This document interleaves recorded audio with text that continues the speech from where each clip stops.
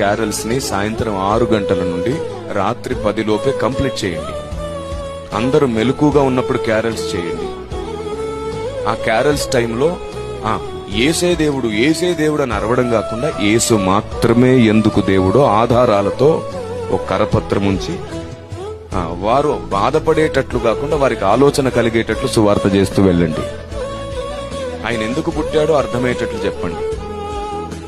ఆయన ఎందుకు రక్షకుడో అర్థమయ్యేటట్లు చెప్పండి. ప్రజలందరూ వింటుండగా చూస్తుండగా అర్థమయ్యేటట్టు సువార్తను చేయండి. ఇలా చేయలేకపోయారనుకోండి, ఇంకో పని చేయండి.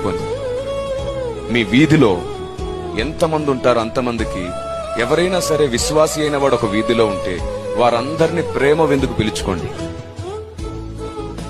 ప్రేమ విందు పెట్టలేరు అనుకోండి, ఒకవేళ